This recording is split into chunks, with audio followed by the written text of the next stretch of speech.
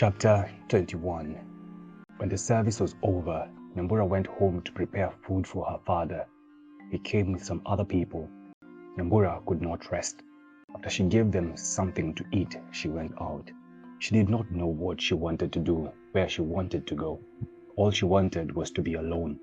She had never been the same since she rejected Waiyaki's offer of marriage.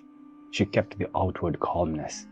At home, she did her small jobs as usual, but she was becoming more irritable and often resented her father's commands. She wanted to live over again the moment when she stood in Waiyaki's arms, feeling that all was well.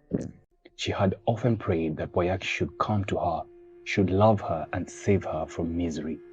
That had almost happened. He loved her, but she could not marry him. It was the thought that she was the one who had refused him which most troubled her. Would he understand? She feared that she might never see him again. Why had she said no when she would have been happier saying yes? She loved him. She wanted him. He was her only savior. Yet, when he came to her, she had run away from him. It was difficult for her to rebel against her father.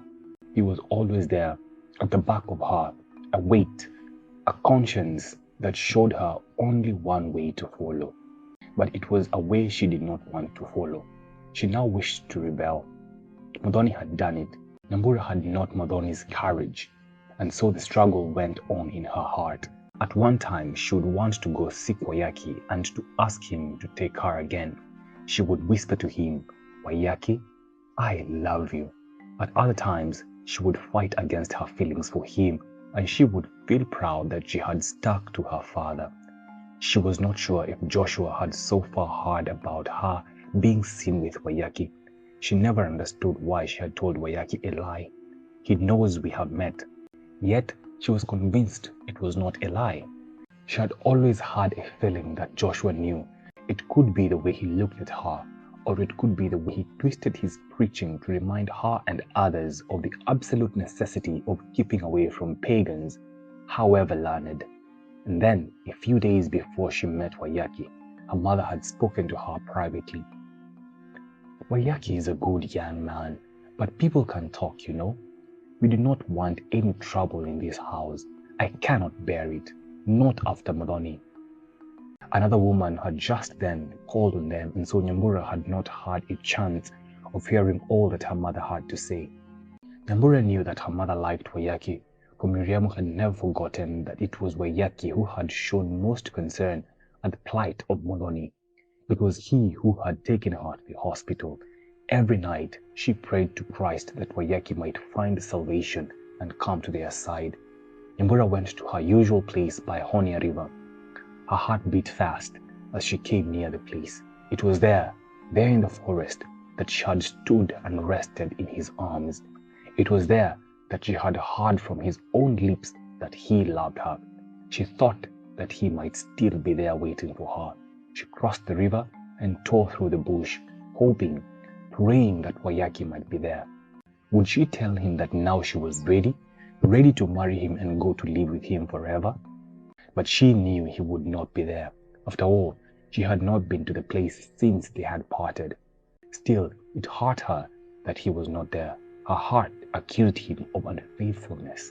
Surely he ought to come and see her. He must come again, now. Her misery mingled with despair, and she felt she could hate him. Of course, it was all ridiculous, and inside her, she was accusing herself for having rejected him. She went back to the opposite bank and sat in her favorite spot. To her left was open ground where the candidates for circumcision went to shed their blood.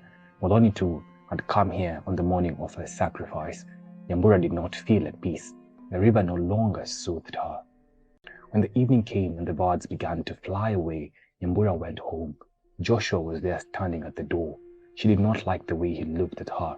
Something was wrong. He let her enter without saying a word to her. Miriam was inside, and she too did not speak to Nyambura. Her father followed her in. "Where have you been?" His voice was menacing. She was afraid of him. "Near the river." "Who was with you?" "I was alone, father." She was trembling. She had gone to the river, hoping that her savior would come in a cloud and rescue her. But Waiyaki had not come. Her obedience to her father had made her lose him. No one? Yes, you are lying. You are lying. I was alone, father, she insisted. Do not think I am blind. I am not that old. And don't you cheat yourself. I have not heard things. If I hear that you have been seen with that young devil again, you will no longer live in this house. But I have been alone, she burst out, almost crying. I tell you again, if you are seen with him once more, have they not done enough harm to this house? And don't you remember how they burned the heart of a man of God? But let me catch you. Let me catch you with him again. There was more than malice in that voice. Nyambura did not say anything else. This was her reward for being true and obedient to him. Because of her obedience, she had lost the one man whom she loved, and with him, her salvation. That night, she could not sleep. She wept all the time. End of chapter 21.